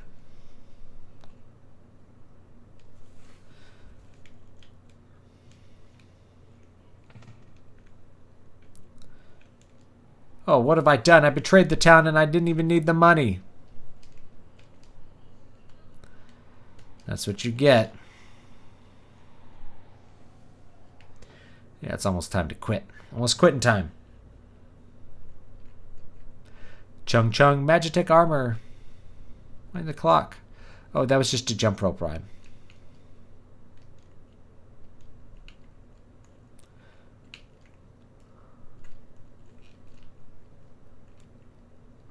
Rascals, knock it off.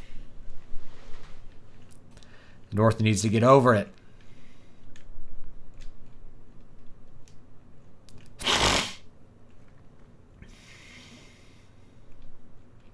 Go this way.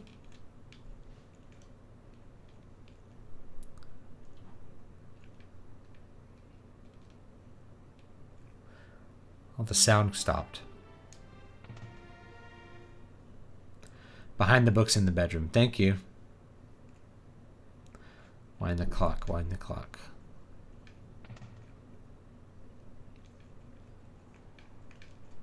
Oh, that's right. I found this earlier. I remember this now. Yeah, I found this earlier.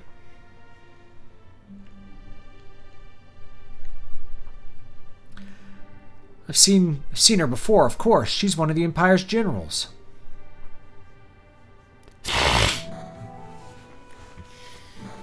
Oh, they're beating a woman. Those bastards. This is what happens to traitors. Oh, we get to name a new character. Product of genetic engineering, battle-hardened Magitech knight, with the spirit as pure as snow. Instead of Celes. See how they're all caps if they're made by the... whatever. What are we going to name her? Alright, you guys write what the name is in the chat. I'm going to use the bathroom real quick because I got to go.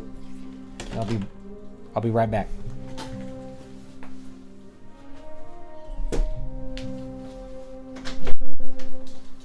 Hi, guys.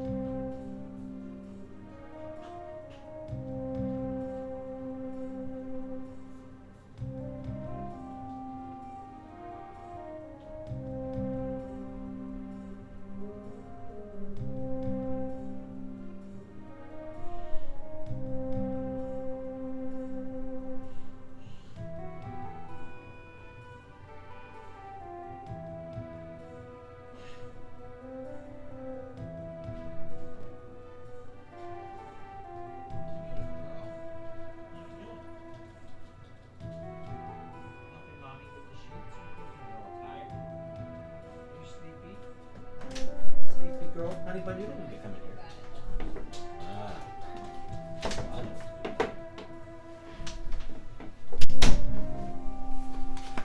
Alright. We're back. Let's see what chat came up with. Let's see. We got Sonia, Juno, Diana, Elvira, Elnira, Georgie, Punani, Anita, Esther, Celestia. I like Celestia. Kamala, Mary Sue, Odina. Odina's good. It really has two main protagonists. Hey, what you doing, baby? Yeah. Baby, I am streaming. Come here, honey. I am streaming, sweetheart. This is work time for me. Come You're on. so Sorry. cute. Gotta lock the door, Daddy. Come here. Sorry. Honey bun, come on. Go, dog. Come on, honey bun. You're gonna want to come out in a minute anyway. Let's go. Go. Come on. Go. Silly dog. Alright. Let's see here. I think I liked...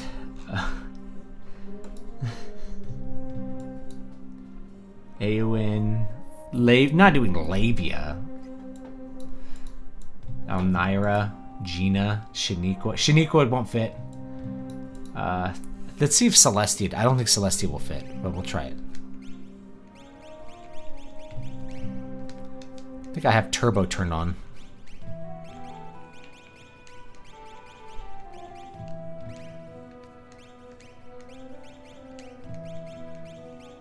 Nope, that ain't gonna fit. Let's try Juno. Somebody actually edited me at... We'll do Juno. Proper goddess name.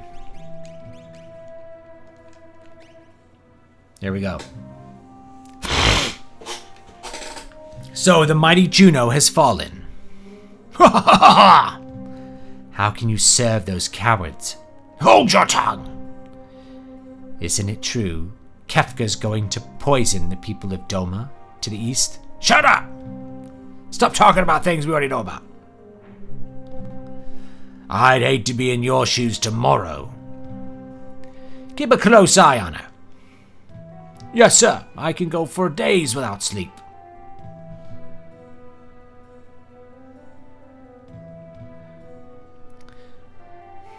Oh, he's like on the rafters.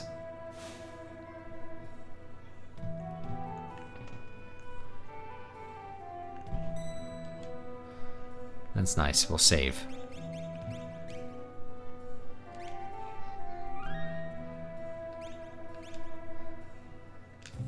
All right.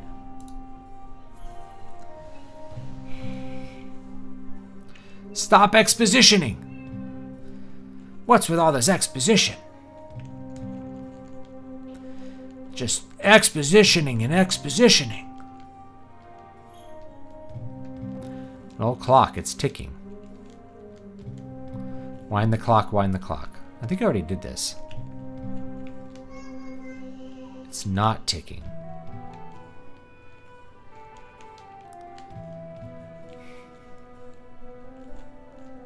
Alright, we'll go save the general.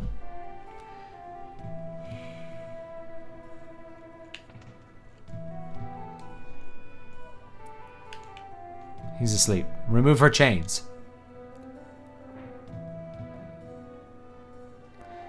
And you are? I'm with the Returners. Name's Key. Returners! I used to be General Juno. Now I'm just a common traitor. Let's go. Juno. Oh, Juno. You take me along? Thanks, but no thanks. I could barely walk. I'm grateful, but even if you got me out, you'd never be able to protect me. No, I think I'm better off here. I'll protect you. Trust me, you'll be fine. If you rescue her while wearing the soldier's uniform, she quotes Princess Leia. She says, aren't you a little short? Let's go.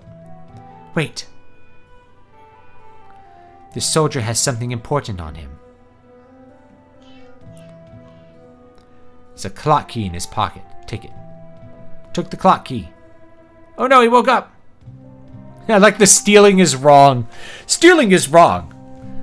Some bread too. Mumble, mumble.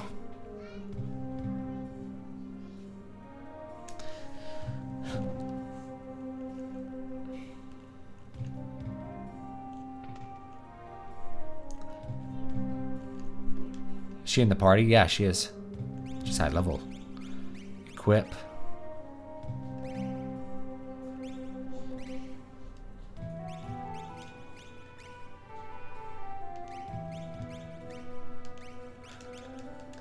You have something to fight with there, girl.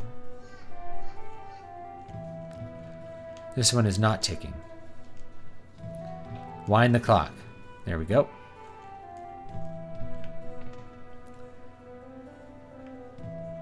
Don't worry, first super soldier created by the Empire. I'll protect you. Oh, look at the pups. Ooh, runic. I don't know what that does, but we'll try it out. I don't think it did anything.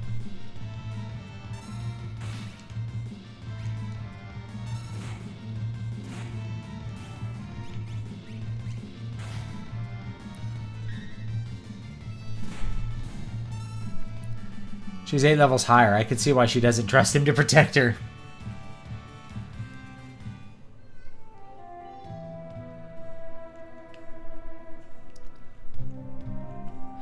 I think I saw there's something, you know, I think there's another room over there. But I don't know if you can get to it here.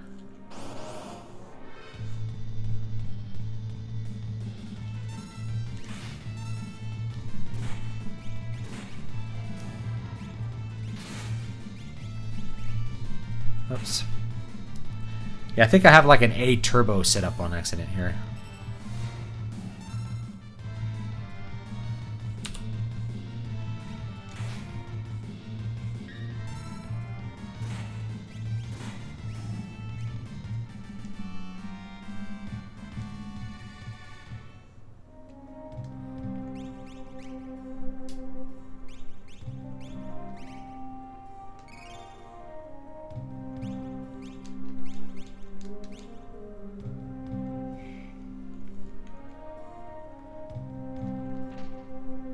Received iron armor. Ooh.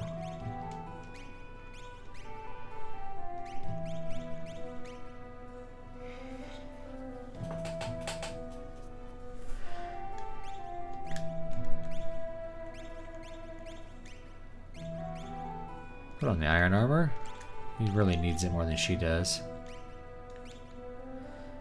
Of course, he can actually wear the kung fu suit, so I don't have to do that. And we'll give her the iron armor. Hairband. I don't remember if the hairband does something different.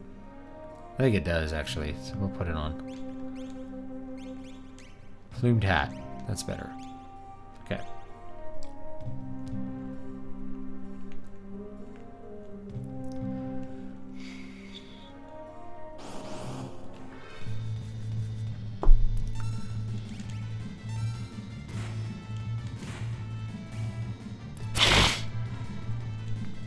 Vector pup. Key gained a level. Woo!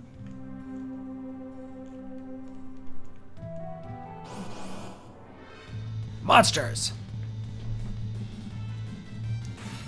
Commander.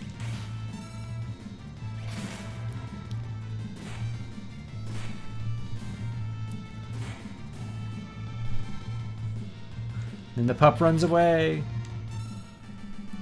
The Magitech at 14 was worth the wait. It even plays Terra's theme when you ride it. I haven't got it yet. I'm still playing Final Fantasy 14, like here and there. So, I think I'm on the Zalera server. There we go.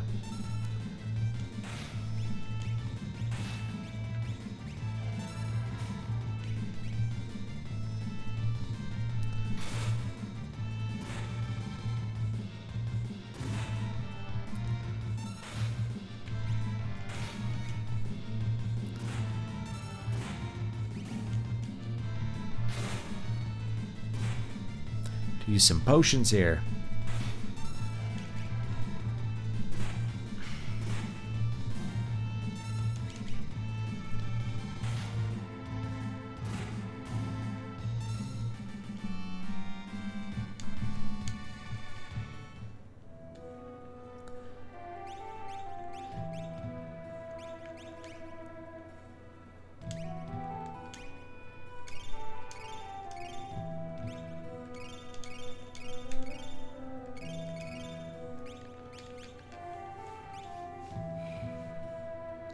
Oh yeah, the goblin shredders. Yeah. Regal cutlass. Heavy shield. All right.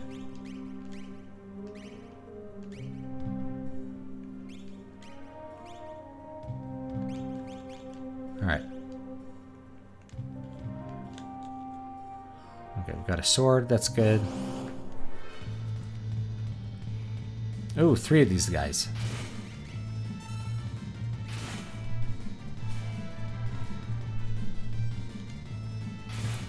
It's like I kind of hate stealing in this game because it's like it has such a low success rate sometimes that you're just like,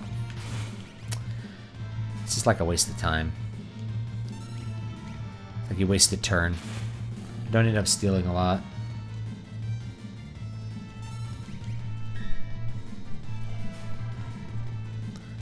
Yeah.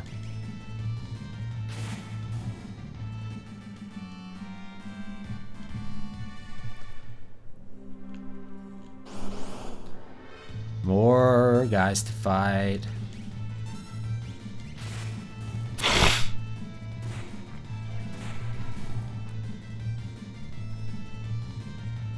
Grudge.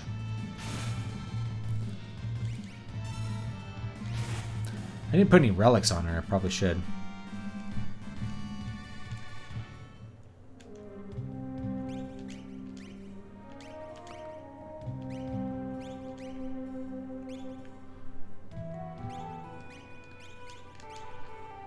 There we go. Let's go down here.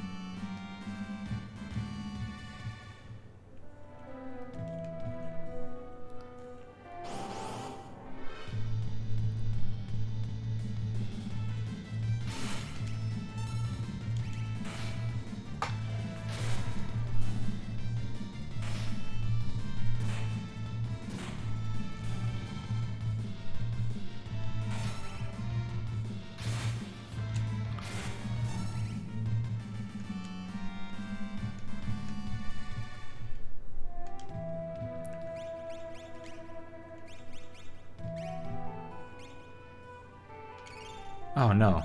Dang it. Yeah, I got like a turbo mode set. I don't know how to turn it off.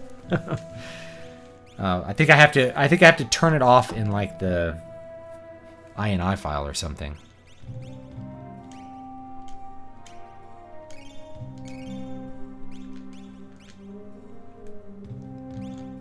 At what point do we stop saying they're dinosaurs and just admit dragons existed? Scientists will never admit it. Earrings.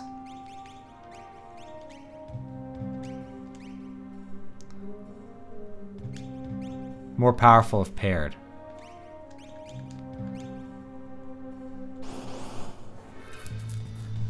Uh-oh. It's probably fine.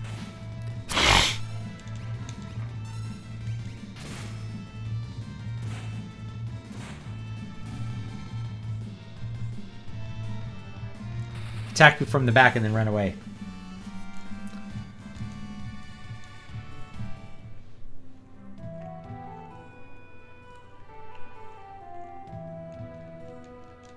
Alright, that doesn't go anywhere. Oh no, yeah, it does.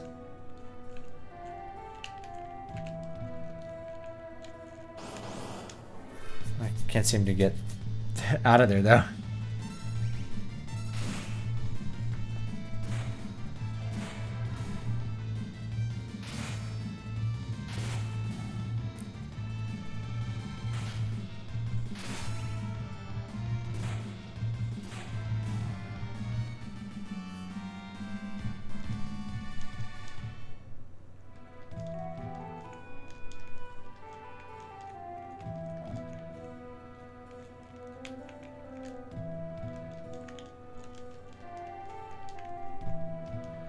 Can't seem to get past that little area.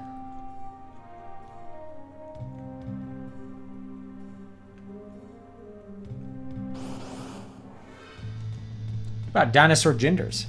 Do you know how many genders they had?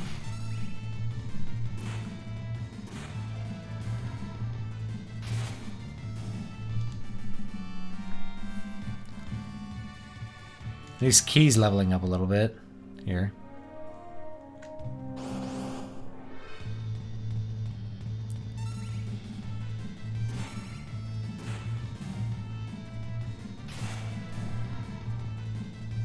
Grudge.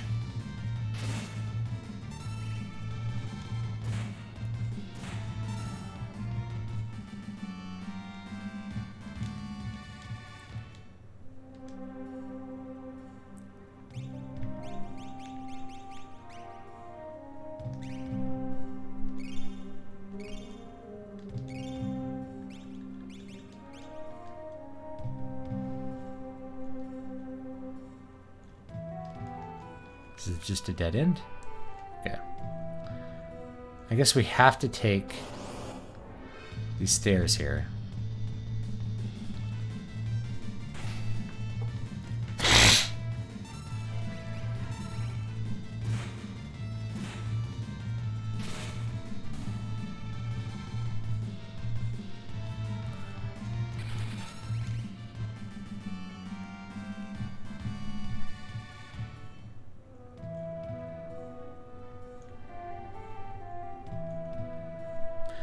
Why are you helping me? You remind me of someone. It's an old one. But what's it matter anyway? I just want to, okay?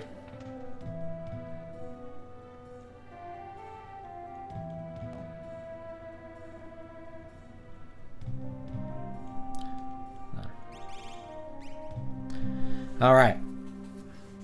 We are out of time, so I'm going to call it there. And then I'm going to do another thing here.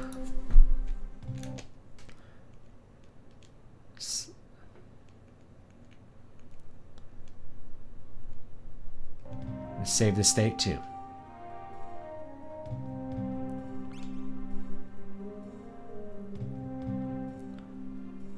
Why are dragons the most interesting fantasy creatures? I don't know, because they're mythologically dangerous.